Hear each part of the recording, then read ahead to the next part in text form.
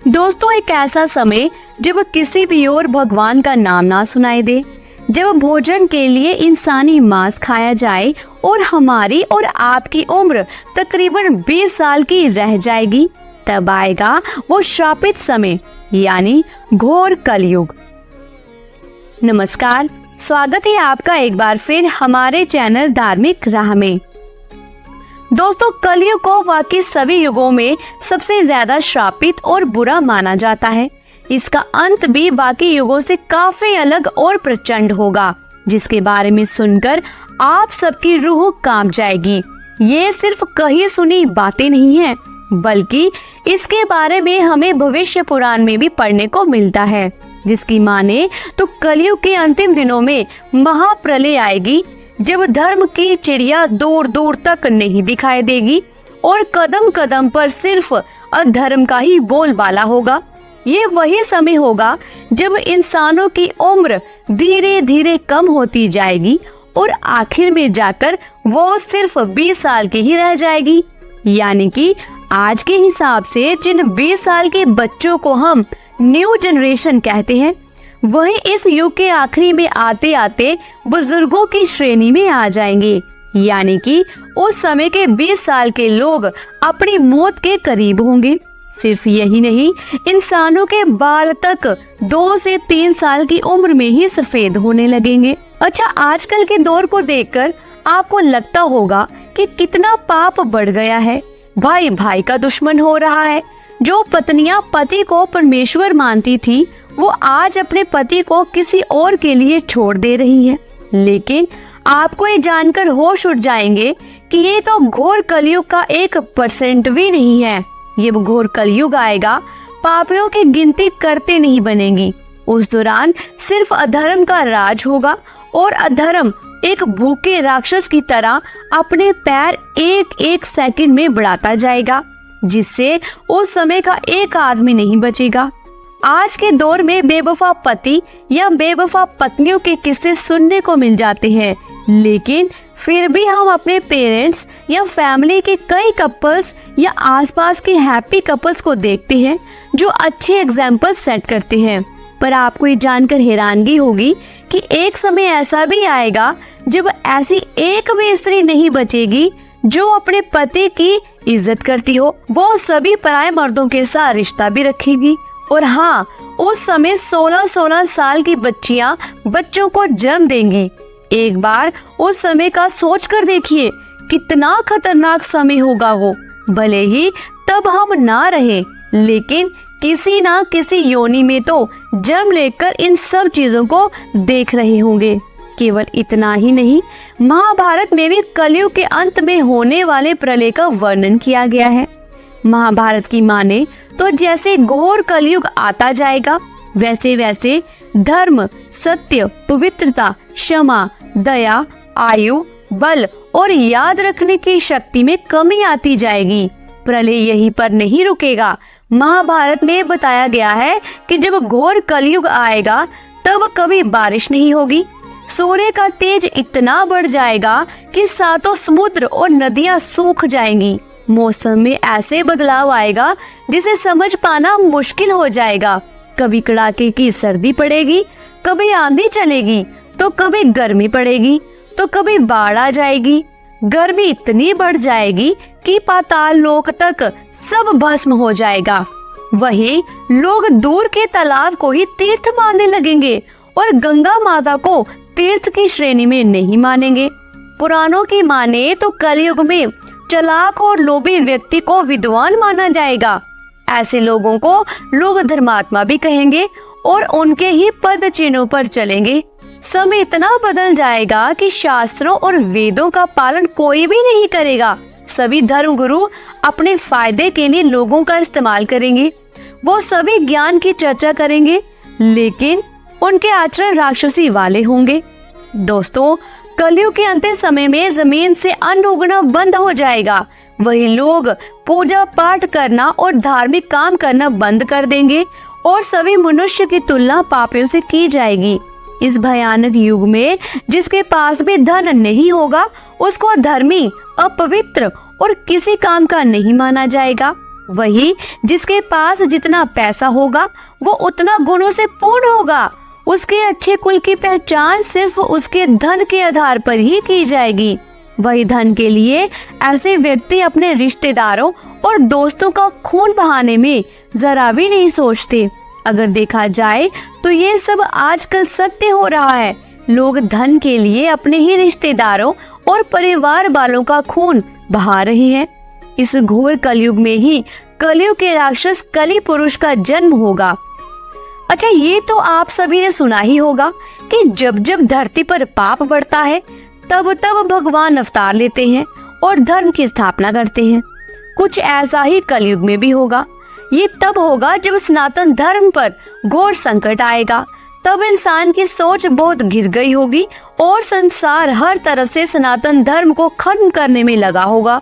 ये वो वक्त होगा जब कलयुग खत्म होने की कगार पर होगा। तब धरती पर भगवान कल्कि का अवतार होगा। भगवान कल्कि कोई और नहीं बल्कि भगवान विष्णु जी के ही अवतार होंगे। वही दूसरी तरफ राक्षस कली को ही सब लोग अपना भगवान मानेंगे और वो जैसा कहेगा वही कलयुग के लोग किया करेंगे। कल्कि अवतार के जन्म लेने से पहले ही कली पुरुष संपूर्ण मानव जाति पर हावी हो चुका होगा, जिसके बाद भगवान को पहचान पाना उन लोगों के लिए बहुत मुश्किल हो जाएगा। हर एक इंसान कली पुरुष की मायावी शक्तियों की कैद में आ जाएगा, जिससे जो वह जैसा चाहेगा वैसा ही होगा। अच्छा, सिर्फ यही नहीं, कली पुरुष इंसानों के अंदर घुसकर उन्हें बुराइयों के रास्ते पर ढकेलने की कोशिश भी करेगा। ये समझ के साथ भौतिक स्वरूप भी ले लेगा और शक्तिशाली हो जाएगा। कली पुरुष का शक्ति स्रोत अधर्म है, यानी कि उसकी शक्तियों को अधर्म दुगना करता है और वही इसे इस युग में मिलता है। बढ़ती शक्तियों के साथ उसकी सेना में इंसान ही होंगे और तो और कली पुरुष इंसानों को भी वो शक्तियां देगा जिसकी उनको जरूरत होगी। इंसानों के बढ़ती शक्तियों से कली पुरुष भी और ताकतवर होता जाएगा। धीरे धीरे इंसान की शक्ति देवताओं से भी ज्यादा हो जाएगी। इस बार का युद्ध बहुत ही खतरनाक होने वाला है। ये रामायण और महाभारत से बिल्कुल अलग होगा, क्योंकि इस बार पूरी मानव शक्ति भगवान के खिलाफ होगी। लेकिन हर बार की तरह भगवान इस बार भी कलयुग से अधर्म का नाश कर धर्म की स्थापना करेंगे और सतयुग की शुरुआत करेंगे। जब कलयुग में सारे पापियों का सर्वनाश हो जाएगा, उसके बाद नया युग यानी सतयुग आएगा।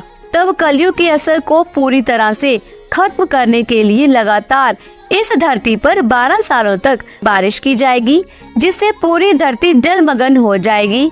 तब फिर एक साथ 12 सूर्य उदय होंगे और जलमग्न हुई पृथ्वी का जल सोख लेंगे। तब जाकर कहीं इस संसार में फिर से जीवन यापन संभव हो पाएगा। दोस्तों, आगे की वीडियो और भी इंटरेस्टिंग होने वाली है, इसलिए वीडियो को पूरा जरूर देखिएगा। और वीडियो अच्छी लगे तो वीडियो को लाइक करें, शेयर करें और ऐसी और वीडियोस के लिए हमारे चैनल को सब्सक्राइब जरूर कीजिएगा। वही दोस्तों, आपको ये भी बता दूं कि वेद व्यास जी ने सभी युगों में कलयुग को ही सबसे श्रेष्ठ युग बताया है।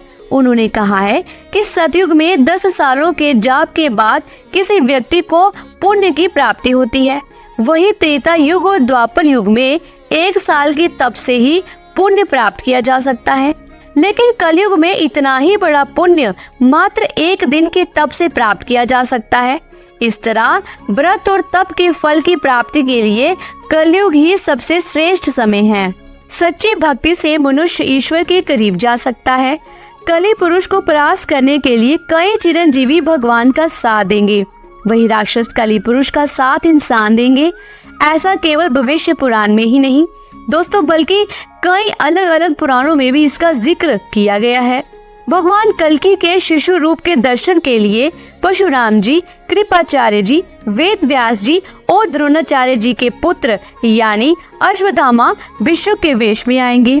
भगवान कल्कि के 3 भाई होंगे जो उनके जन्म से पहले ही जन्म ले चुके होंगे।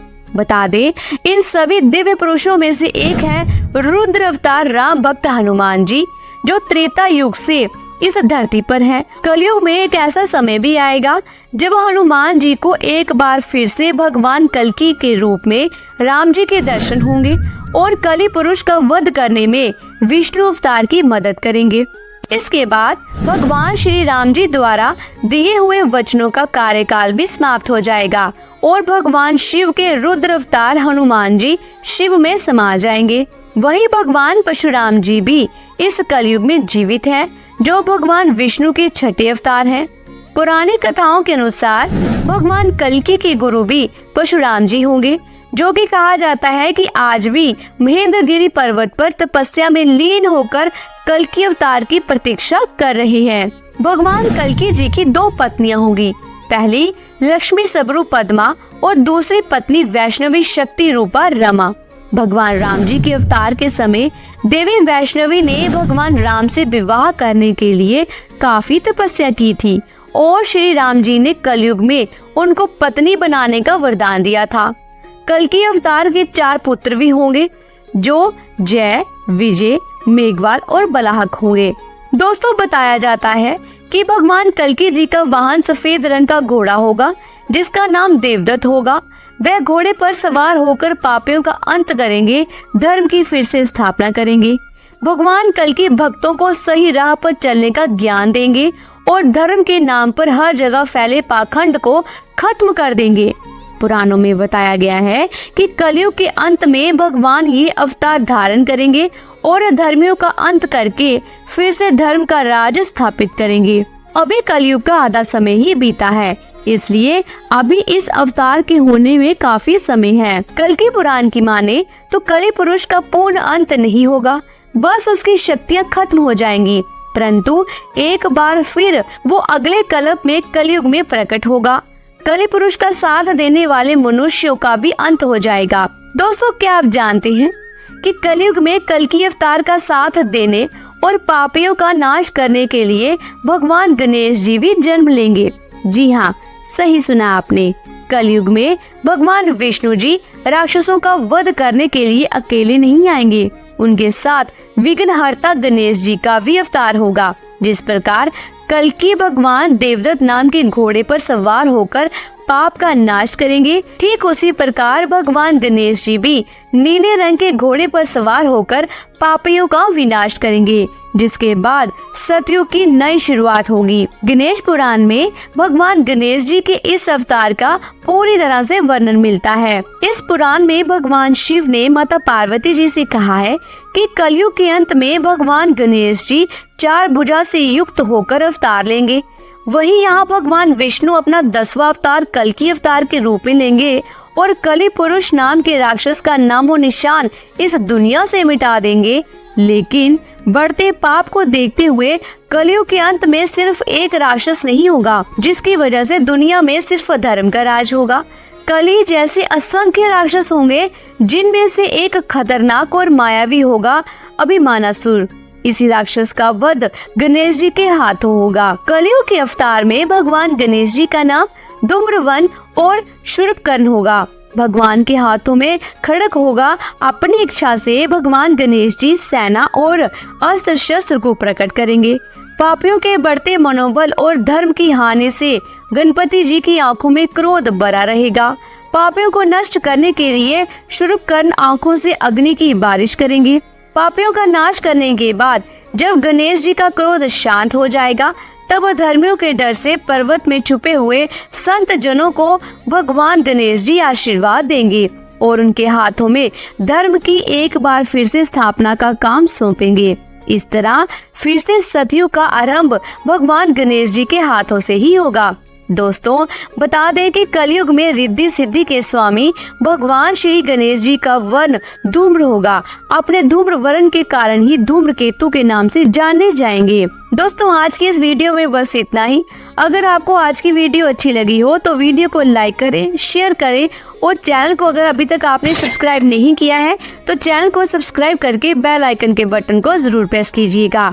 इससे ये होगा कि जो भी नई वीडियो मैं अपलोड करूंगी उसकी नोटिफिकेशन आपको मिल जाएगी। जल्दी मिलती हूँ एक नए ज्ञान भरी राह के साथ। देखते रहिए धार्मिक राह।